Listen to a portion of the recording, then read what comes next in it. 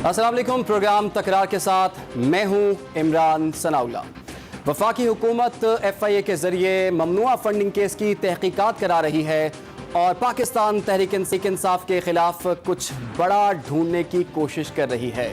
देखना होगा कि इन तहकीकात के बाद पाकिस्तान तहरीक इंसाफ की मुश्किलात में किस कदर इजाफा होगा। दूसरी जानिब शहबाज गिल केस भी काफ़ी पेचीदा हो चुका है और इस प्रोग्राम के आखिर में आज हम बात करेंगे कि IMF की डील तो होती हुई दिखाई दे रही है, लेकिन महंगाई का तूफान शायद थमने का नाम नहीं ले रहा। इन्हीं मामलों पर आज हम बात करेंगे। स्टूडियोज में हमें जो है पाकिस्तान मुस्लिम लीग नून की रहनुमा हिना भट्ट साहिबा ने, उनको खुशामदीद कहेंगे। इसके साथ साथ पाकिस्तान तहरीक इंसाफ से ताल्लुक़ रखने वाले खुर्रम शहजाद विर्क जो कि लॉ मिनिस्टर पंजाब हैं, वो भी हमें कुछ ही देर में ज्वाइन करेंगे और मारूफ तजियाकार जमील अहमद खान साहब भी हमें ज्वाइन करेंगे। आप सबको खुशामदीद कह रहे हैं। हिना भट्ट साहिबा, फॉरेन फंडिंग केस जिस पे इमरान खान साहब ने अब ये कह दिया है कि मैं तो किसी नोटिस का जवाब नहीं दूंगा, मैं तो FIA को नहीं मानता, FIA इसकी तहकीकात कर ही नहीं सकता। अब क्या करेंगे आप लोग? बिस्मिल्लाहिर्रहमानिर्रहीम। आपने अपने इंट्रोडक्शन में कहा कि ढूंढने की कोशिश कर रही है, ठीक है, FIA। मैं आपको सबसे पहले तो ये करेक्ट करना चाहती हूँ कि इलेक्शन कमीशन की जो स्क्रूटनी रिपोर्ट है उसने 8 साल की तफ्तीश करके ये क्लियरली बता दिया कि ये फॉरेन फंडिंग हुई। उसमें 350 कंपनीज थी और 34 ऐसे इंडिविजुअल्स थे जो नॉन पाकिस्तानी थे, और स्क्रूटनी कमेटी ने ये क्लियरली बता दिया कि इसमें foreign, this is a foreign aided company and they've taken foreign funds from non companies and foreigners. पहली बात। दूसरी बात, फाइनेंशियल टाइम्स की अगर आपने रिपोर्ट पढ़ी हो तो उन्होंने भी क्लियरली कह दिया कि इन्होंने फॉरेन फंडिंग के थ्रू पैसे लिए हैं। तो मैं यही कहती हूँ कि अब अगर हम पॉलिटिकल पार्टी ऑर्डर देखें तो पॉलिटिकल पार्टी ऑर्डर में लिखा हुआ है कि अगर इलेक्शन कमीशन की रिपोर्ट आई है तो जो फेडरल गवर्नमेंट है ना, वो रेफरेंस दायर कर सकती है सुप्रीम कोर्ट में। लेकिन अब रेफरेंस के लिए इन्वेस्टिगेशन जो है वो FIA की अथॉरिटीज़ ही करती हैं। तो मैं यही क्वेश्चन करना चाहती हूँ। अब ये मेरे बैठ देखिए, इमरान खान साहब जो अपने आप को रियासत मदीना के दावेदार कहते थे, इमरान खान साहब जो कहते थे, हज़रत उमर रज़ी ताला अन्हु की एग्जाम्पल्स देते थे कि वो अपनी एक कुर्ते का भी हिसाब देते हैं। तो अगर उन्होंने चोरी नहीं की सबसे पहले, तो उनको क्यों डर लग रहा है? वो क्यों कह रहे हैं कि मैं जवाबदेह नहीं हूं? जब ये कह रहे हैं कि आप लोग इंतकाम ले रहे हैं, दिस इज तो फर्स्ट ऑफ ऑल ये हमने ये अकबर एस बाबर ने केस किया था, उनके अपने पार्टी के फाउंडर मेंबर थे, उनने इनके अगेंस्ट केस किया है फॉरेन फंडिंग का। दूसरी बात, इसमें इलेक्शन कमीशन की स्क्रूटनी कमेटी की रिपोर्ट है जिसमें स्टेट बैंक के अकाउंट्स हैं, जिसमें लिखा हुआ है इन्होंने बाहर से, इजराइल से, भारत से पैसे लिए। तीसरी चीज, फाइनेंशियल टाइम्स वो एक कितना क्रेडिबल है, उसने भी कहा। तो मैं ये कह रही हूँ कि हमने तो इन लोगों ने हमारे पे जरूर पॉलिटिकल विक्टिमाइजेशन की थी। इसी अहम सवाल को मैं लेके आगे जाऊंगा। इस वक्त हमें पाकिस्तान तहरीक इंसाफ से वलीद इकबाल साहब ने भी ज्वाइन कर लिया है, उनके सामने यही सवाल रखूंगा। वलीद इकबाल साहब, कानून की हुक्मरानी की बात करते हैं इमरान खान साहब, लेकिन आज उन्होंने FIA के नोटिस पर जवाब देने से इनकार कर दिया है और कहा है कि ये तो आपका दायरा इख्तियार ही नहीं है। अगर चोरी नहीं की तो तहकीकात में ताउन करने में क्यों ताखीर की जा रही है, या क्यों ताउन नहीं किया जा रहा आपके ख्याल में? देखें जी, ये तशबीह बिल्कुल गलत है। मैं आपको एक सही तशबीह देता हूँ इसमें। पहली बात तो ये है कि ये जो इलेक्शन कमीशन ऑफ पाकिस्तान ने जो भी अपना फैसला या रिपोर्ट जो दी है, हम इससे एग्री ही नहीं करते। और जब इस तरह की कोई बात हो, कोई भी फैसला करने वाला इदारा, कोर्ट, कोई भी इस तरह की जो नीम अदालती, जो कि ये नीम अदालती इदारा कहलाता है, क्वाज़ी जुडिशल फोरम जो इलेक्शन कमीशन है, तो जब आप किसी फैसले से मुत्तफिक नहीं होते, आप समझते हैं वो गलत है, तो आप उसके या तो उसको के ऊपर के फोरम पे अपील करते हैं और अपील में आप मांगते हैं कि जी उसकी दुरुस्तगी की जाए क्योंकि उसमें गलत फैसला हुआ है या गलत नताइज पर पहुंचे, या अगर अपील अवेलेबल ना हो तो आप रिट करते हैं। तो इस केस में उमर अयूब साहब की तरफ से, जो कि एडिशनल सेक्रेटरी जनरल है PTI की, उन्होंने एक रिट दायर कर दी हुई इस्लामाबाद हाई कोर्ट में, और ये मामला वहाँ जो है ज़ेर गौर है। और उसके अलावा, और बाय द वे इस पर ज्यादा तफसीली रोशनी जो केस के बहुत सारे फैक्ट्स और लॉ से रखते हैं अनवर मंसूर साहब हैं, मुझे उम्मीद है आप उनको भी दावत दे के उनसे इसका ज्यादा तफसीली जायजा ले सकते हैं। ये हमारी वलीद इकबाल साहब, बिलाशुबा आप भी लॉ को बहुत अच्छे तरीके से समझते हैं, हम आपसे भी रहनुमाई चाहेंगे। इस फैसले में स्टेट बैंक की तरफ से जो अकाउंट्स का बताया गया है कि 34 गैर मुल्की लोगों ने फंडिंग की है पाकिस्तान तहरीक इंसाफ को और 351 गैर मुल्की कंपनीज ने फंडिंग की है, और ये तहकीकात उस वक्त हुई थी जब पाकिस्तान तहरीक इंसाफ की गवर्नमेंट थी और स्टेट बैंक की जानिब से ये प्रूफ्स भी सामने आ चुके हैं, तो इसको आप इनकार कैसे कर सकते हैं? मैं आपको जब ये कह रहा हूँ कि वो एक नतीजे पर ही पहुंचे हैं ना, फॉरेन इंडिविजुअल क्या होता है या फॉरेन कंपनी क्या होती है, वो एक नतीजा ही है ना जिस पे वो पहुंचे हैं। अगर हम उससे इख्तलाफ करते हैं तो हम उसकी अपील कर सकते हैं, वो हम कर रहे हैं, वो तो कानूनी हक है ना, ये तो पहली बात है। वो इसको तो आप इस, क्योंकि जो चीज ज़ेरे किसी अपील का मौजू बन जाए या किसी रेट का मौजू बन जाए तो उसको तो आप हतमी फैसला नहीं कहेंगे। एक ऐसा फैसला ये जिसके खिलाफ हमने मजीद चारा जोई के लिए फाइल किया हुआ है, ये एक पहली बात है। मैंने कहा है ना कि कानून में जानता हूँ, जाहिर है इस केस में क्योंकि मैंने नुमाइंदगी नहीं की, मैंने इसका हर एक लफ्ज नहीं पढ़ा, मैंने इसकी फाइल नहीं देखी हुई, मैं आपको उतना तफसीली जायजा तो नहीं दे सकता, लेकिन ये मैं जरूर अर्ज कर सकता हूँ कि इसमें वाकई कानूनी तौर पे लीगल टीम, इसमें थोड़ा सी मेरी मुशावरत की थी और मैं भी मौजूद था कुछ मीटिंग्स में, वहाँ ये वाज़ेह है। और मैं आपको ये इसकी सियासी भी पहलू एक्सप्लेन कर देता हूँ कि इस पे मजीद कार्रवाई जो है अगर रियासत या स्टेट या वफाकी हुकूमत करना चाहती है तो उसमें FIA की जुरिस्डिक्शन नहीं बनती, और ये FIA को ये मामला रेफर करना बजाते खुद या अज खुद ही इस बात की दलील है कि एक्चुअली वफाकी हुकूमत लोगों को ट्रक की बत्ती के पीछे लगा रही है। मैं आपको अब तशबीह देता हूँ जी कि भाई साहब, अगर आपके वलीद इकबाल साहब आप बता दें की बात नहीं है, मेरी अर्ज सुन लें, ये चोरी या उसके जवाब देने की बात नहीं है, मैं तशबीह आपको दूसरी देता हूँ। भाई साहब देखें, अगर आपके दांत में तकलीफ है तो आप अपने आंखों वाले डॉक्टर के पास तो नहीं ना जाएंगे, ये बात है उसमें। अगर ये मामला जिस नौयत का है उसमें वफाकी हुकूमत एजेंसी से कहेगी इन्वेस्टिगेशन करे, सुप्रीम कोर्ट में रेफरेंस दायर करने से आपकी राय हो सकती है, मैं उस राय से इख्तिलाफ कर रहा हूँ। ठीक है वलीद साहब, ये बताइए फिर ये किसकी जुरिस्डिक्शन बनती है और किसको तहकीकात करनी चाहिए आपके ख्याल में? ये फैसला है ही गलत, मैं ये कह रहा हूँ, ये फैसला भी गलत है और FIA के पास जाना भी गलत है। और ये आगे जब तो फिर फाइनेंशियल टाइम्स की रिपोर्ट को चैलेंज क्यों नहीं करते आप लोग? की रिपोर्ट तो अदालत का फैसला ही नहीं है, वो तो ऐसे ही किसी की रिपोर्ट है। मैं जब कह रहा हूँ कि स्क्रूटनी कमेटी किसी कानूनी मामले की हैसियत क्या है, ये उस वक्त फैसला होगा जब हतमी इसके ऊपर नतीजा आएगा, जब तमाम अपीलें और तमाम रिट्स जो हैं वो एग्जॉस्ट हो चुकी हैं। अच्छा वलीद साहब, ये छोटा सा एक सवाल आपसे करना चाह रहा हूँ, जैसे कि आपने कहा कि आप इस फैसले को तस्लीम ही नहीं करते, तो पाकिस्तान पीपल्स पार्टी और मुस्लिम लीग नून की जो केस का फैसला अगर इसी तर्ज का आ जाता है तब भी आप तस्लीम करेंगे या नहीं करेंगे उसको? मैं कह रहा हूँ कि ये फैक्ट्स पे भी गलत है, लॉ पे भी गलत है। देखें जी, नून लीग और PPP और JUIF जब इनके फैसले आएंगे तो आपको पता लगेगा कि PTI के किस तरह के अकाउंट्स थे और किस तरह वाहिद वो पार्टी है जो फंड रेजिंग करती है। ये मैं इनकी बात अग्री करती हूँ कि PTI वाहिद पार्टी है जो फॉरेन एडेड पार्टी है, जो फॉरेन एक एजेंडे पे चल रही थी मुल्क के अंदर तबाह बर्बाद करने। पीपल्स पार्टी और PMLN का 100% कोई भी ऐसी फॉरेन फंडेड अकाउंट नहीं है। आप फॉरेन एडेड पार्टी जरूर है। वलीद साहब आप बात कंप्लीट कीजिए। मेरी बात अगर इंटरप्ट होनी है तो आप बात कंप्लीट कीजिए। आप मेरी बात कंप्लीट होने दें। मैं आपको देखें, दूसरे मेहमान का मुझे तो आपने बताया भी नहीं है कि मेहमान कौन बोल रही है, लेकिन मेरा इख्तिलाफ राय है वाज़ेह उनसे। हिना परवेज भट्ट साहिबा हमारे साथ मौजूद हैं, जमील अहमद खान साहब हमारे साथ मौजूद हैं। ठीक है जी, हम इलेक्शन कमीशन के जो फैसला भी नहीं रिपोर्ट है, हम उसको भी गलत समझते हैं। जब कानून ने आइन और कानून ने चाराजोई दी हुई है, हम चाराजोई की तरफ जा रहे हैं। FIA की जुरिस्डिक्शन इसमें नहीं बनती, और जब ये फैसला किसी मुतल्लिका अदालत ऑफ कॉम्पिटेंट जुरिस्डिक्शन में जाएगा तो ये आपको भी वाज़ेह हो जाएगा कि ये गलत जुरिस्डिक्शन अप्लाई कर रहे हैं, और ये ऑलरेडी चैलेंज हुआ है। असद कैसर साहब के भी केस में आपने देखा है, उनको भी रिलीफ भी मिल गई है। ठीक हो गया वलीद साहब, आपका पॉइंट आ गया। मैं गुफ्तगू के सिलसिले को आगे बढ़ाता हूं। अखबार की रिपोर्ट की वो जितना मर्जी बड़ा अखबार हो, उसकी कोई हैसियत नहीं हो। ठीक हो गया। इलेक्शन कमीशन की रिपोर्ट के बाद ये फेडरल गवर्नमेंट का राइट बनता है कि वो FIA के थ्रू इन्वेस्टिगेट कराए, और कोई इदारा नहीं है इसको इन्वेस्टिगेट करने वाला। ये जैसे कहते हैं ना कि अगर चोरी की और मैं हिसाब क्यों दूं, ये वो वाला चक्कर है। ठीक हो गया। जमील अहमद खान साहब, आप भी इस केस को फॉलो करते रहे होंगे, आपको क्या लगता है क्यों नहीं पाकिस्तान तहरीक इंसाफ मान रही कि जो 34 गैर मुल्की लोग थे वो 34 गैर मुल्की नहीं थे, और 351 जो गैर मुल्की कंपनीज थी वो गैर मुल्की कंपनीज नहीं थी? क्या ऐसा ही है? देखिए, एक फोरम जहां के इब्तदाई तौर पर इसकी होनी चाहिए थी इंक्वायरी, जिसकी के 8 साल तक इंक्वायरी चली थी, जिन्होंने तमाम शवाहिद इकट्ठा किए, जिन्होंने उसको कंपाइल करके और पेश कर दिया। अब रहा सवाल कि दूसरे फरीक का ये हक है कि वो उससे डिसएग्री करे और जो नेक्स्ट फोरम है उस पर उसको कॉन्टेस्ट करे, जो कि कर दिया दूसरे फरीक ने, पीटीआई ने।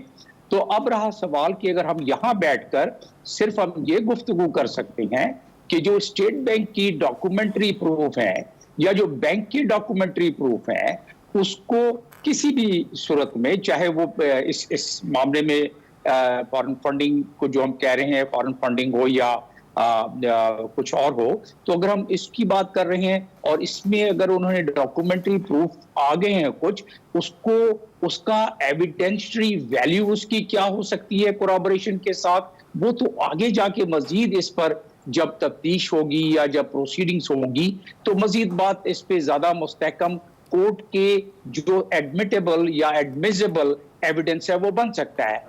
आपने दूसरी बात की एफआईए की। एफआईए एक इदारा है स्टेट का, उस इदारे के पास कुछ अख्तियारात हैं जो मेरी मालूमात है एक्ट को इस वक्त कोर्ट एग्जैक्ट एक्ट को कोर्ट करना नहीं किया जा सकता, इसलिए कि सामने किताब नहीं पड़ी हुई है, लेकिन वो डायरेक्ट भी कॉग्निजेंस ले सकते हैं स्टेट बैंक की रिपोर्ट पर या किसी बैंक की रिपोर्ट पर। इसीलिए उन्होंने इसे कमर्शियल बैंकिंग के हवाले किया है, जो मैं इसको देख रहा हूं बाहर से। अब रहा सवाल कि उनकी तफ्तीश या कॉग्निजेंस जो उन्होंने लिया है, हो सकता है सही नहीं लिया हो, तो दूसरे फरीक को यह हक है कि वो जाए कोर्ट के पास, कि जुरिस्डिक्शन नहीं बनती है और ये इस जुरिस्डिक्शन को क्रॉस करते हुए इस पे तफ्तीश की जा रही है जिसे रुकवाया जाए। तो ये सारे फोरम्स अवेलेबल हैं। सारे फोरम्स अवेलेबल हैं। जवान साहब, गुफ्तगू के सिलसिले को मैं मजीद भी आगे बढ़ाऊंगा, लेकिन फिलहाल यहाँ पर हमें एक छोटी सी ब्रेक लेनी है, आप हमारे साथ रहिए।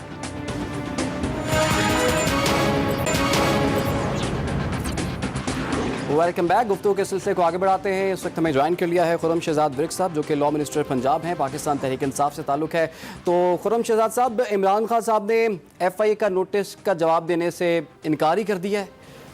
आप खुद लॉ मिनिस्टर हैं, तो क्या आप बताइए मुझे कि एफआईए की ये जुरिस्डिक्शन नहीं बनती, तहकीकात अगर एफआईए ने नहीं करनी, उनसे ताउन अगर नहीं किया जाएगा, तो फिर क्या होगा? ये आप कौन से केस की बात कर रहे हैं? ममनुआ। सबसे पहले तो मुझे इस वर्ड पे एतराज़ है, ममनुआ फंडिंग केस। फॉरेन फंडिंग बोल दें? नहीं, मतलब देखिए ना, ममनुआ क्यों, वाई? अच्छा, इसमें बिल्कुल एक फंडिंग केस जो उन्होंने बनाया, इतना अरसा चलता रहा, बिल्कुल भी एफआईए को किसी तरह यह हक हासिल नहीं है कि वो इस पे इमरान खान साहब को नोटिस भिजवाएं। ये कहाँ से शुरू हुआ, इसका क्या था, मैं आपको डिटेल से बताता हूँ। इसमें आप फॉरेन कंपनी से पैसे नहीं आए, इसमें प्रॉपर इन्वेस्टिगेट ही नहीं किया इलेक्शन कमीशन ने। उनको चाहिए था उनके बयानात लेते, उनके बयानात आते, ऑन द रिकॉर्ड आते बयानात। सर, रिकॉर्ड तो स्टेट बैंक ने दिया, और स्टेट बैंक उस वक्त का स्टेट बैंक जब पाकिस्तान तहरीक इंसाफ की गवर्नमेंट थी, विफाकी गवर्नमेंट थी, स्टेट बैंक ने बता दिया 34 गैर मुल्की, 351 गैर मुल्की कंपनीज। तो स्टेट बैंक के आप कह रहे हैं रिकॉर्ड दुरुस्त नहीं है उनके पास? नहीं, ये नहीं, मैं ये नहीं कह रहा, मैं कतई नहीं कह रहा। जो फॉरेन फंडिंग केस जिस तरह से अब एक दिन पहले हमारी जो पार्टी थी, दूसरी तरफ से नून लीग, उनके कुछ लोग जाके मिलते हैं वहाँ पे इलेक्शन कमीशन को, और अगले ही दिन फैसला आ जाता है। अच्छा, उनका ये मेला फाइडी उनकी। अच्छा, क्यों नहीं फैसला आया इकट्ठा? जब हमारे लीडर कायद इमरान खान साहब कब से कह रहे हैं कि इकट्ठा फैसला करें, हमारा खुद का मौक़िफ़ ये है, उनको क्यों इस तरह से किया गया? इनका 2008 से लेके 13 तक का फैसला है, जो हमारा वो 13 के बाद है, वो इकट्ठे आएगा। ये इंटेंशनल उसको जानबूझ के, चूँकि जानिबदार है इलेक्शन कमीशन, एवरीबॉडी नोज़। अभी हालिया ज़िमनी इलेक्शन में आपने देखा क्या हुआ है? मैंने खुद रिट फाइल की है और उसमें उन्होंने वो किया है कि जो उनको बिल्कुल ज़ेबा नहीं था, जो उसको कत्ल नहीं करना चाहिए था, वो वोट डाल दिए जो उस हलके में एग्जिस्ट नहीं करते थे, और जो एग्जिस्ट करते थे उनको बाहर निकाल दिया। और जब हमारी रिट ऑनरेबल हाई कोर्ट ने जब एक्सेप्ट की, हम उसको लेके गए, तो फिर उन्होंने मानने से इनकार कर दिया कि ये जी उन्होंने हाई कोर्ट का फैसला मानने से इनकार कर दिया। मैं एक पॉइंट ऐड करूंगा, प्रोहिबिटेड फंडिंग इनकी अपनी पार्टी मान रही है, प्रोहिबिटेड फंडिंग है। वो नहीं मान रहे। नहीं, प्रोहिबिटेड फंडिंग इनके आप जितने भी लगाएं, उनने कहा कि prohibited, there is a difference, आप मान रहे हैं? There is a difference, prohibited funding and foreign funding. We are saying it's prohibited funding and it's a foreign aided party because we say that they, ये जो सारे account से पैसे आए हैं, they were used against the sanctity of the state. So prohibited funding तो ये खुद भी मान रहे हैं। आप देखिए, मैं यहाँ सर, आप मान रहे हैं, नहीं मान रहे? मैं आपको एक बहुत खूबसूरत की बात बताता हूँ। सिर्फ पहले ये बता दें आप मान रहे हैं नहीं मान रहे? मैं इसकी तरफ याद आने लगा हूँ। आप ये देखें कि जो हमारी फॉरेन जो एजेंसीज़ हैं, जो वहाँ जहाँ से फंड्स आए हैं, वो इतना माइन्यूटली देखते हैं इन चीज़ों को कि ये कैसे मुमकिन था कि वो कोई इस तरह की फंडिंग पाकिस्तान में आने देते। ये तो मुमकिन ही नहीं था। ये तो इसकी जबरदस्त, बिल्कुल नहीं, बिल्कुल भी नहीं, बिल्कुल कतई नहीं। ये इसके खिलाफ अव्वल तो अपील चल रही है, ऑब्वियसली आप एवरीबॉडी नोज़। अभी अपील का फैसला इसमें आना बाकी है और नहीं चाहिए था कि उस पर नोटिस जाते। अगर पॉलिटिकल पार्टी ऑर्डर में ये लिखा हुआ है कि फेडरल हुकूमत जो है वो इन्वेस्टिगेट करवाए और फिर रेफरेंस दायर करे, तो मैं क्वेश्चन यही दोबारा पूछती हूँ कि अगर FIA ने इन्वेस्टिगेट नहीं करना तो किसने करना है? फर्स्ट ठीक है, जमील अहमद खान साहब, किसने इन्वेस्टिगेट करना है? और खुर्रम शहजाद विर्क साहब तो कह रहे हैं कि ये एजेंसीज बड़ी नजर रखती हैं, ये पैसे आ ही नहीं सकते थे, लेकिन नहीं, पैसे आ नहीं सकते थे। वो किस लिहाज से कह रहे हैं वो मजीद उसको बाद में बता देंगे, लेकिन मैं 20 साल बाहर रहा हूँ और मुख्तलिफ ममालिक की यूनाइटेड नेशंस की तरफ से भी सरबराही की है और अपने मुल्क की तरफ से भी की है। आप फंडिंग जब वहाँ से भेजते हैं, अगर आप उसको ये जाहिर कर देते हैं कि ये वहाँ के कानून के मुताबिक लेजिटिमेट तरीके से इकट्ठी की गई है, चाहे वो कंपनी के थ्रू या वो इंडिविजुअल्स, चाहे वो फॉरेनर्स हों या किसी और मुल्क के हों, अगर उनके वो जायज पैसे हैं जो उन्होंने कमाए हैं या इकट्ठे किए हैं तो वो भेज सकते हैं। और खास तौर पर जब से OECD के नए जो हमने ज्यादातर ममालिक ने एग्रीमेंट के साइन किया है और रेटिफाई किया है, OECD यूनाइटेड नेशंस का इदारा है जिसके तहत जो FATF भी उसी की गाइडलाइन पर चलती है और उन गाइडलाइंस को मद्देनजर रखते हुए बैंक्स और तमाम फाइनेंशियल इंस्टीट्यूट्स का काम करते हैं और उन ममालिक में जो कि ग्रे लिस्ट में हो उसमें एक फिल्टर इजाफी लगा देते हैं। तो उस लिहाज से देखा जाए तो ये फंडिंग जो आई है उसमें अगर ये कहा जाए कि वो ये टटोलते कि आया कि ये ममनुआ फंडिंग है या किस तरीके से, सिर्फ उनका सरोकार यही होता है कि ये कहीं ML के यानी कि मनी लॉन्ड्रिंग के जुमरे में ना आती हो, उससे हटकर, और आपने टैक्सेस पर दिया है या नहीं दिया है, उससे हटकर बैंक का कोई लेना देना नहीं होता है। तो फंडिंग तो मेरे मतमाए नजर में, खुर्रम साहब इस पे मजीद आर्गूमेंट दे सकते हैं, तो वो आ सकती है फंडिंग, और आते हुए मैंने देखा है। मैं दुबई में भी सफीर रहा हूँ और मैंने वहां भी देखा है कि किस तरह ये फंडिंग इकट्ठी होती थी और किस तरह यहाँ भेजी जाती थी। तो उस लिहाज से तो मैंने आपको बता दिया बैंकिंग का जो तरीका है। ये बताइएगा, फैसलों को माना क्यों नहीं जाता पार्टीज की जानिब से? जो फैसला उनके खिलाफ आ जाए वो उसको मानते नहीं। 8 साल क्या कम थे इस फैसले के लिए कि उसके बाद भी अब ये कहा जा रहा है कि फैसला दुरुस्त नहीं, ये फैसला आना नहीं चाहिए था, या हम इसको मुस्तरद करते हैं? देखिए, अब मैं आपको ये इसका थोड़ा दूसरा एंगल बता देता हूँ। बाकी जो इसके अदालती लिहाज से या इलेक्शन कमीशन के लिहाज से या FIA के लिहाज से, उस पर हमने थोड़ी सी रोशनी डाल दी।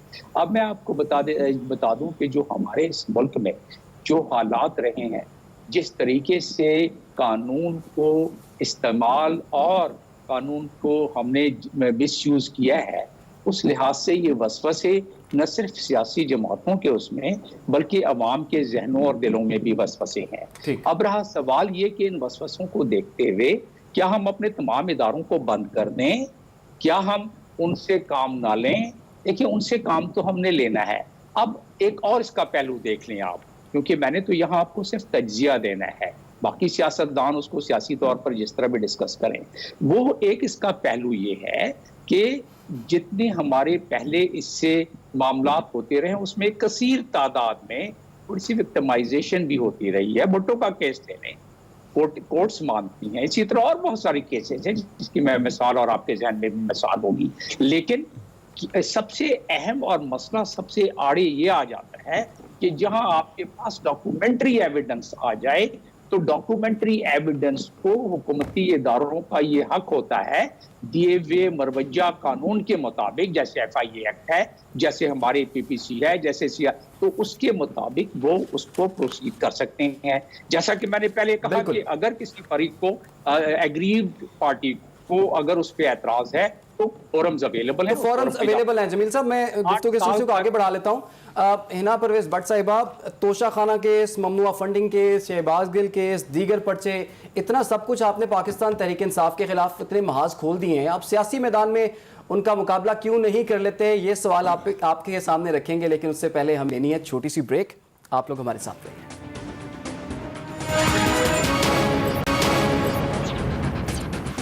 Welcome back. गुफ्तगू के सिलसिले को आगे बढ़ाते हैं। हिना भट्ट साहिबा, आप लोग केसेस का सहारा क्यों ले रहे हैं? केसेस के ज़रिए लोगों को सियासी तौर पर नुकसान क्यों पहुंचाने की कोशिश कर रहे हैं? सियासी मैदान में खुल के मुकाबला करें। देखिए, मुझे हंसी ऐसी आ रही है इस बात से कि फॉरेन फंडिंग जो है वो इनके अपने फाउंडर मेंबर ने इनके ख़िलाफ़ जो है दायर की, वो अकबर एस बाबर इनके मेंबर थे, हमने तो नहीं किया। अब तोशा खान से अगर इमरान खान ने घड़ी चोरी की है या पैसे चोरी किए हैं तो वो हमने तो नहीं किया, या फरा गोगी इकोनॉमिक कॉरिडोर से इन्होंने पैसे किए तो वो हमारा काम हमने तो नहीं किया, इनने अगर देखें, अलबत्ता आप देखें 3.5 years इन लोगों ने ज़रूर हमारे पे पॉलिटिकल विक्टिमाइजेशन की थी। आप राना सनाउल्लाह का केस देख लें, जाली हीरोइन का, आप शाहिदा हकान अब्बासी पे केस देख लें, आप साद रफ़ीक पे देख लें, तो हमने बिल्कुल पॉलिटिकल विक्टिमाइजेशन नहीं की। ये खुद इनके जो सारे चीज़ें सामने आ रही हैं। अब ये इलेक्शन कमीशन का फॉरेन एडेड पार्टी जो बात कर रहे हैं, और ये मैं इसको थोड़ा सा दोबारा क्लियर कर दूं कि फॉरेन एडेड पार्टी और फॉरेन फंडिंग, आप कहते हैं कि अगर आप किसी भी कंपनी से पैसे लें, जो 350 आपने कहा, और इसी तरह इन्होंने उससे, तो फॉरेन फंडिंग भी इन्होंने खुद ही पैसे चोरी किए। अब मैं देख लें अभी शहबाज गिल की बात, एक बड़ी इबरतनाक एग्जाम्पल है। जो भी लोग इस चीज़ को हम देखें कि जहाँ तक रिपोर्ट्स हैं, और ये स्क्रिप्टेड था पूरा, अब शहबाज गिल साहब को आज फैसल जावेद जो सेनेट में, आपने शायद उनका बयान देखा, उन्होंने कहा कि शहबाज गिल ने गलत किया। तो मैं कहती हूँ एक इबरतनाक एग्जाम्पल है for all those people who blindly close their eyes and support Imran Khan as a leader, because he will not stand with you. May it be Faisal Javed, may it be other people in the party, may it be the इसके बावजूद इमरान खान साहब उनके साथ खड़े हो रहे हैं। इमरान खान साहब ने सिर्फ ये नहीं, इमरान खान साहब ने उसके ये एडमिट किया कि शहबाज गिल ने जो कहा वो गलत कहा, फैसल जावेद ने भी ये कहा, फवाद चौधरी ने भी उनको स्टेटमेंट की। अब जो है, अभी की जो आप बात करें, जो उन्होंने तौहीन अदालत की है कि जब अदालत ने कह दिया कि पुलिस की कस्टडी में दे दें और उन्होंने नहीं दिया, वो क्यों है? वो उनको पता है कि शहबाज गिल वादा माफ गवाह ना बन जाए। ठीक हो गया, ये रीजंस है। और एक और लास्ट चीज कि देखिए, एक जब ये अभी आपका हेलीकॉप्टर क्रैश हुआ और उसमें जो शोधा हैं उनकी डेथ हुई, तो उसमें आपको पता है कि आज मैं ये देख रही थी कि 500 प्लस ऐसे अकाउंट्स थे जो PTI के अकाउंट्स हैं और जो इनको इंडोर्स कर रहे थे। इसी तरह 18 इंडियन अकाउंट्स थे और 33 ऐसे अकाउंट्स थे जो PTI के कंट्रोल थे, और इन्होंने शोधा के खिलाफ कैंपेन की।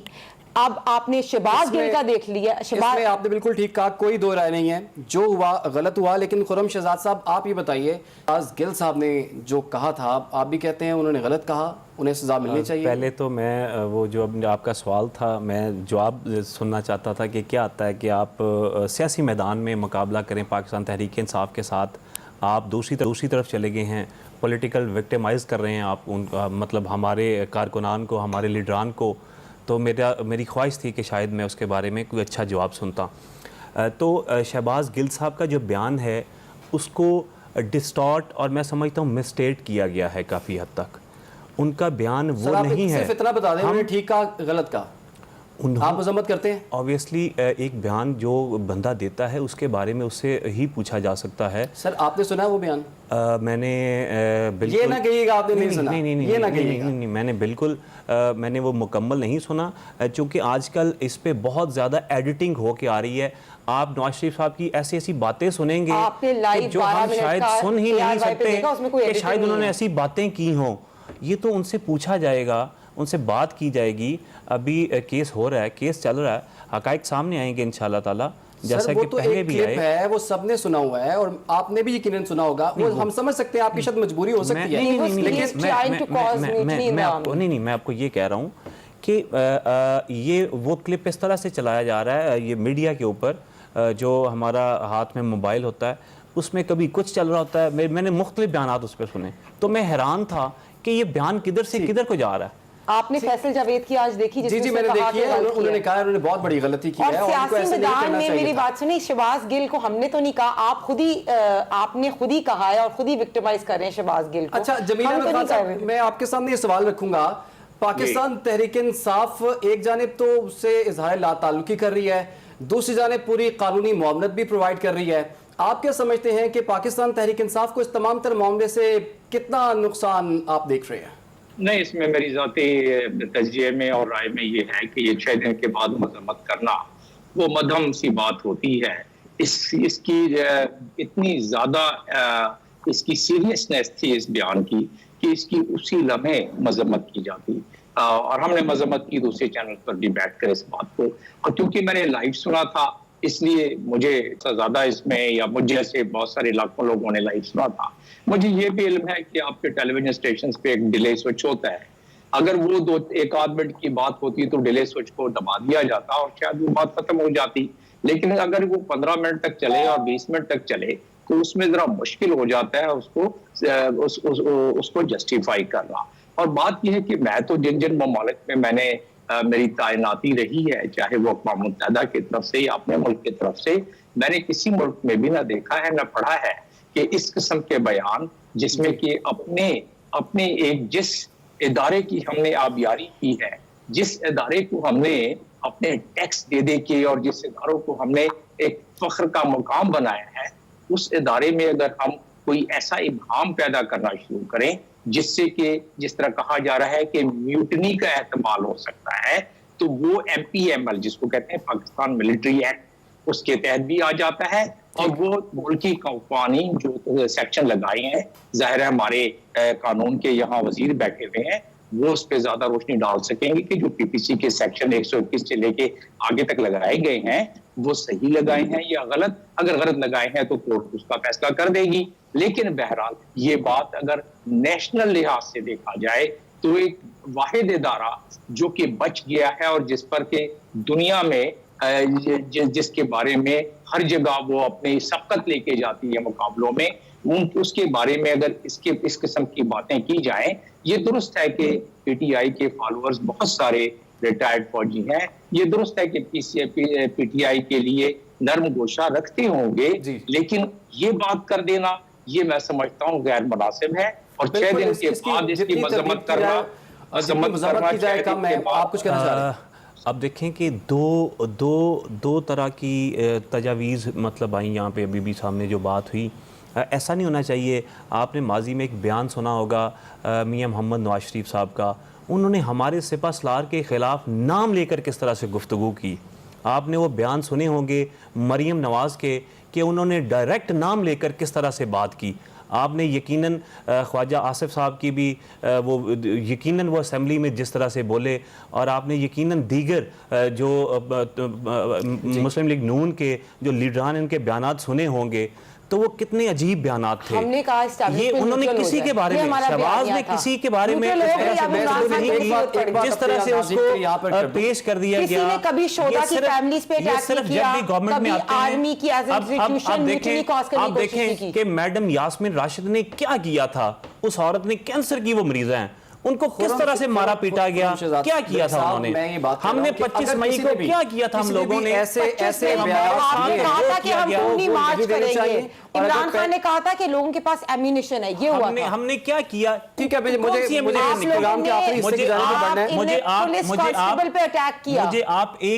मुझे आप एक चीज, एक एविडेंस दे दें जिस एम्यूनिशन की आप बात कर रहे हैं। इमरान खान का एविडेंस है टीवी पे, इमरान खान ने आके कहा टीवी पे कि मेरे लोगों के पास एम्यूनिशन, पुलिस कांस्टेबल की डेथ हुई, उसके ऊपर अटैक किया गया। कोई महज़ब माशरा ये इजाजत देता है? शेख कह रहा है कि खूनी मार्च होगी, इमरान खान कह रहे हैं मेरे लोगों के परमिशन। यहाँ पर मुझे एक छोटी सी ब्रेक लेनी है, लेकिन जब ब्रेक के बाद हम वापस आएंगे तो ये पूछेंगे तमाम अपने मुअज़्ज़ज़ मेहमानों से कि IMF का तो मुआहिदा अब होने लगा है, अब क्यों महंगाई हो रही है, इसी पर बात होगी, लेकिन एक ब्रेक के बाद आप हमारे साथ रहिए।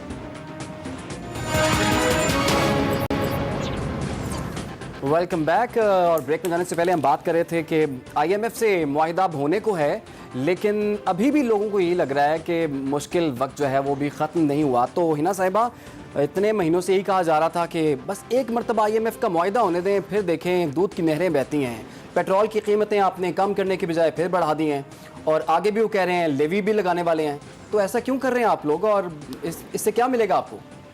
देखिए, इस पे तो आप हमें इंडोर्स करेंगे कि हम एक डेमोक्रेटिक पार्टी है, अगर हुकूमत भी हमारी पार्टी की है। लेकिन कल मरियम बीबी ने भी ये ट्वीट किया कि मैं अवाम के साथ खड़ी हूँ, या मियाँ मोहम्मद नवाज शरीफ ने कहा कि अवाम को ऐसी प्राइस इंक्रीज़ नहीं होनी चाहिए। और इसी में अगर हम कॉन्ट्रडिक्शन देखें PTI की, कि जब परवेज़ खटक साहब कहते थे मुल्क में महंगाई हो रही है, इसका मतलब इकॉनमी बढ़ रही है, या फवाद चौधरी ने, क्या कहने का मतलब ये है कि मरियम नवाज जो और नवाज शरीफ अवाम के साथ खड़े हुए हैं और शहबाज शरीफ साहब उनकी गवर्नमेंट अवाम के साथ नहीं खड़ी हुई? मैं ये कह रही हूँ कि PMLN एक सियासी पार्टी है और नवाज शरीफ साहब का एक अपना ओपिनियन है, और अगर पार्टी में अगर हुकूमत भी हमारी है, हुकूमत की एक अपनी मजबूरियाँ होती हैं। देखिए, उसमें मिफ्ता इस्माइल साहब सामने आए, उन्होंने कहा कि हमने मुल्क को डिफ़ॉल्ट से बचाने के लिए हमने इस वक्त ऐसी सिचुएशन क्रिएट हो गई थी कि, और ये फवाद चौधरी की ट्वीट भी मौजूद है, कि जो प्राइसेस हैं वो 3 महीने बाद ट्रांसलेट होती हैं।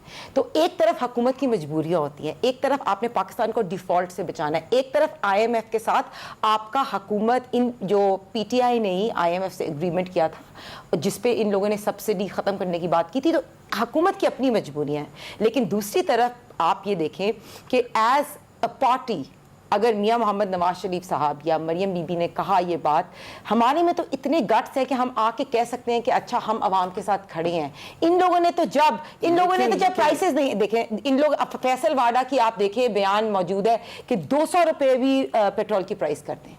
इसमें इमरान खान की भी हम महंगा, हम सस्ता तरीन मुल्क है। मैं तो कह रही हूँ हम तो एटलीस्ट आके कह रही हैं कि हम इस वक्त अपनी सियासत को शायद इतना इंपॉर्टेंस दे रहे, रियासत को बचाने के लिए हमने सारी से फिर आप बढ़ा रहे हैं पैसे। नहीं, ऐसे देख लेना इंशाल्लाह ताला। अभी आपने देखा कि करेंसी की वैल्यू भी बहुत बेहतर हुई है, और आगे जाके पेट्रोल की कीमतें इस वक्त कम तरीन जगह पे पहुंच चुकी हैं। मैंने आपको ये कहा कि 3 महीने लगते हैं इंटरनेशनल प्राइसेस को। दे देना कि उन्होंने जो कहा कि पेट्रोल कम होगा और वज़ीर ख़जाना साहब ने सुबह बढ़ा दिया, इनका तो आपस का कितना तज़ाद है। आप देखिए कि अभी जो ये मुआहदे करने जा रहे हैं, मैं आपको गारंटी करता हूँ यहाँ बैठ के कि तीर की तरह महंगाई ऊपर जाएगी, गुर्बत बहुत बढ़ेगी। सब्सिडी ये खत्म कर रहे हैं। सब्सिडी किनको दी जाती है? आप देखें सब्सिडी किनको दी जाती है? जो पहले ही कमज़ोर होते हैं, हमारे अदारे या हमारे अफराद जिनको हम सब्सिडाइज करते हैं, तो उनके ऊपर जब सब्सिडी खत्म कर दी जाएगी तो वो तो बेचारे और नीचे चले जाएंगे। इमरान खान ने ये 2018 में अग्रीमेंट की है। इमरान खान साहब ने क्या किया? उनकी गवर्नमेंट में क्या चल रहा था? 3000 अरब से 6000 अरब पे जब वो छोड़ के गए कि उन्होंने तो वो IMF को किस्त भी दे रहे थे, एहसास प्रोग्राम भी चला रहे थे, यूनिवर्सिटीज भी बन रही थी, हॉस्पिटल्स भी बन रहे थे, बेहतरीन सब कुछ अगर हो रहा था तो बात सुने, एक हॉस्पिटल बता दे, कौन से हॉस्पिटल बनाया है, सब कुछ हो रहा था, कौन सी यूनिवर्सिटी बनाई है, कौन सी यूनिवर्सिटी बनाई है, कौन सा हॉस्पिटल बनाया है? अल कादिर यूनिवर्सिटी के लिए पैसे जरूर लिए इन्होंने। जी खुर्रम साहब, बिल्कुल नहीं, मैं आपको यही बता रहा हूँ। मैंने पहले भी आपने सवाल किया, मैं उसका जवाब तलाश कर रहा था अंदर, मुझे तब भी नहीं मिला, मुझे अभी भी नहीं मिला। और जो ये शराइत, जिन शराइत पे जा रहे हैं, आप देखें कि कहाँ बिजली को ये कहाँ ले गए, पेट्रोल फिर उन्होंने बढ़ा दिया, महंगाई रोज़ ब रोज़ बढ़ रही है। आप जाकर देखें, आप गरीब का हाल जाके पूछें। ऑब्वियसली गरीब को कब मौका मिलता है? गरीब को 5 साल बाद मौका मिलता है जब उसने वोट देना होता है। उसको वहां पे जाके एहसास होता है। सिर्फ सुहाने ख्वाब दिखाए जाते हैं। 3.5 साल में पाकिस्तान की जीडीपी को खराब किया, वो पाकिस्तान को महंगा तरीन मुल्क बनाया। मैं जमील अहमद खान साहब के पास जाना चाहूंगा। जमील अहमद खान साहब, ये तो इतने सालों से हम यही कहते आ रहे हैं कि बस चंद मुश्किल फैसले हैं, उसके बाद फिर मुल्क में मुआशी हालत बड़ी बेहतर हो जाएगी। यहाँ मुश्किल फैसले खत्म होने का नाम ही नहीं ले रहे। देखिए, हमें थोड़ा सच्चाई के साथ अपने नाजरीन और हमारे खास तौर पर जो सियासतदान है उनके सामने कुछ हक़ाइक़ पेश करने चाहिए ताकि चीज़ें वाज़ेह हो जाए पिछले कई दहाइयों से जो हालात हमारे चल रहे हैं, और मैं पिछले 1 साल का भी आपको मवाजना कर देता हूँ, मुझे सिर्फ 3 या 4 मिनट चाहिए इसमें। और जिस मुल्क में टू जीडीपी रेशियो 89.2% हो जाए, जिस मुल्क में लोन और लायबिलिटी की 59.696 ट्रिलियन रुपीस हो जाए, जिस मुल्क में हम एक्सटर्नल डेट 130.192 बिलियन हो जाए, और 2022 में ये बढ़े हैं 8 बिलियन, उससे पहले 122 बिलियन थे। और ये क्यों बढ़े ये भी मैं बता देता हूं चंद समय में। और जिस मुल्क में हम इसमें प्रिंसिपल की अदायगी में 12 बिलियन कर्ज की अदायगी में देते हैं, और तकरीबन 3 बिलियन हम उसके सूद की अदायगी में देते हैं, तो वहां महंगाई। और फिर जिस मुल्क में करंट अकाउंट डेफिसिट, जिस मुल्क में हमारे पास इस वक्त पीआईए 182 बिलियन के उसमें दबाव में लोन में है, और जहां एक्सपोर्ट 32 बिलियन की हो और इंपोर्ट 81 बिलियन की हो, तो वहां आप किस को ब्लेम करेंगे? खान साहब, इतना सब कुछ आपने गिनवा दिया है, सबका ये भी बताइए, सबका जिम्मेदार है कौन आखिर? जी बिल्कुल, ये बस आप आखिरी मिनट में यही बताने लगा हूं मैं। जिस जगह पर यहाँ हमारे पास देखें, जो हमारे पास कुदरत का अनमोल जखीरे हैं चीजों के, हमारे पिछले 25-30 सालों में किसी लीडर ने, किसी सियासी जमात ने उस तरफ नहीं किया। इटली में पिछले 69 ईयर से एक माशी पॉलिसी है। हमारे यहाँ जो पार्टी आती है वो माशी पॉलिसी तक कोई कंसिस्टेंसी नहीं है। हमारे पास कौन इन्वेस्टमेंट करेगा? हमारे पास क्या कॉन्फिडेंस आएगा? हमारे पास ये कर्ज किस तरह उतरेंगे? हमें इतना पता है, ये मेरी रिपोर्ट नहीं है, अमेरिका की एक बहुत अहम सर्वे रिपोर्ट है एनर्जी इंफॉर्मेशन की, जो कि कहते हैं कि 9 बिलियन बैरल का हमारे पास तेल है, जो कि कहते हैं 105 ट्रिलियन क्यूबिक फीट। जमील साहब, इसका हल क्या है? हल भी बता दीजिए मुख्तसर, क्योंकि प्रोग्राम का वक्त कम है हमारे पास। हल ये है कि तमाम पॉलिटिकल पार्टी खुदारा अपनी लड़ाई झगड़े पॉलिटिकल करते रहें, खूब करें, इसलिए कि वो उनका पॉलिटिक्स है, लेकिन जहां मईशत है ठीक, उसके लिए एक पॉलिसी बना लें। मईशत के लिए एक पॉलिसी बना ली जाए तो शायद अवाम की हालत कुछ बेहतर हो सकती है। तो हिना भट्ट साहिबा, क्या आप लोग तैयार हैं? फैसले आप लोग लेते हैं, भुगतती अवाम है। 2018 में जब हमने हुकूमत छोड़ी तो जीडीपी 5.8 था। आपने देखा कि पाकिस्तान की इन्फ्लेशन रेट 4% था, और जब इनके 3.5 टेन्योर का टाइम ख़त्म हुआ उसमें जीडीपी भी कम था और इन्फ्लेशन 16% पे देखी गई। तो मैं सिर्फ ये कह रही हूँ कि ये बिल्कुल सही उन्होंने कहा कि economic stability and political stability are very directly linked. अगर हम पाकिस्तान को 2018 में प्रोजेक्शन था कि पाकिस्तान एशियन टाइगर्स बन जाएगा, जब पाकिस्तान में इंफ्रास्ट्रक्चर हो रहा था, मोटरवेज बन रही थी, यूनिवर्सिटीज़ बन रही थी, एजुकेशन की, अभी जो इन्होंने मेरे ऑनरेबल कोलीग ने बात की, बहुत यूनिवर्सिटीज़ बनाई और बहुत से जो है वो हॉस्पिटल्स बनाए। मुझे 3.5 साल में इन्होंने कोई एक चीज़ भी नहीं की, सिवाय प्रॉब्लम ये हुई कि इन्होंने आके ये इम्पोर्टेड हुकूमत का नैरेटिव जो है डाल के ये हमारे पे डाल दिया। महंगाई इनकी की हुई है। IMF से जो सब्सिडी ख़त्म करने वाला अग्रीमेंट है वो इन्होंने किया, हमने नहीं किया। और इमरान खान ने आखिरी, ये बिल्कुल आपको भी पता है, फरवरी में 2022 की रिपोर्ट 3 सालों में अगर क्या किया है वो बता दें। चलिए आप देखें कि इनकी गवर्नमेंट के ये जो अभी दौर गुजरा है उसी में आप देख लें कि डॉलर किस तेज़ी से ऊपर गया, किस रफ्तार से ऊपर गया, महंगाई किस रफ्तार से ऊपर गई, पेट्रोल किस रफ्तार से ऊपर गया, बिजली किस रफ्तार से ऊपर गई, और इमरान खान साहब की गवर्नमेंट में आसानी और सूदगी आई। आप देखें कि इलेक्शन जो अभी ज़िमनी इलेक्शन, मैंने पहले भी आपको मिसाल दी, लोग तंग थे इमरान खान की गवर्नमेंट से, तो 20 में से 15 सीटें जीती पाकिस्तान तहरीक इंसाफ ने, और सिर्फ 4 सीटें जीत सकी नून लीग। उनमें से भी उनका मार्जिन देखें, उन 4 सीटों का मार्जिन देखें और हमारी जीतने वाली सीटों का मार्जिन देखें कितना है। 30,000 से जीते, 50,000 से जीते, रहने के बाद भी कहते हैं तो कि हम नहीं मानते, इलेक्शन कमीशन को नहीं मानते। नहीं। और डॉलर ये मैंने एविडेंस के साथ आपके साथ बात की है। अच्छा, मेरी रिट पिटीशन प्रोग्राम का वक्त, क्योंकि बात वो जो खुद नजर आए, मुझे सिर्फ इतना बता दें, टेंजिबल एविडेंस है मेरे पास। नवाज शरीफ साहब अगले महीने या उससे अगले महीने आते हैं तो फिर आप जेल डालेंगे उन्हें? देखें, हमारी किसी फर्द के साथ किसी ऐसी कोई लड़ाई नहीं है। अगर वो पाकिस्तान आते हैं तो यकीनन उनको सामना है केसेस का। सर आप वज़ीर नवाज पंजाब शरीफ हैं, के आने की डालेंगे? खबर वो से इनकी मुल्ज़म काम पे टांग रही है वो अभी मुल्ज़म से, हर रोज एक नया बयान आता है। वो मुल्ज़म से मुजरम बन चुके हैं, उनको उनका फैसला। पहले तो मैं आपको ये कहता हूँ कि बड़ी देर से हम सुन रहे हैं कि वो आएंगे, हम भी शायद उनकी राह तक रहे हैं। सिर्फ मुझे एक वर्ड में जवाब नहीं दीजिए। आएंगे। कभी आप वापस आएंगे? बिल्कुल आएंगे, कभी नहीं? क्लीन स्वीप करेंगे अगला कब आएंगे? इलेक्शन, क्लीन स्वीप कर बहुत जल्द इंशाल्लाह ताला। आप बहुत देखना, जल्दी वेरी हिरामत साहिबा ने कहा है कि नवाज शरीफ साहब अभी इनकी काम पे टांग रही है बहुत नवाज जल्द शरीफ आए के हैं, आने। लेकिन सब नजरें इसी चीज पर हैं कि वो वापस आते हैं तो क्या जेल जाएंगे, और मुस्लिम लीग नून पहले ही कह चुकी है कि हम उन्हें जेल नहीं जाने देंगे। प्रोग्राम का वक्त खत्म हुआ चाहता है, इजाजत दीजिए, अल्लाह हाफिज।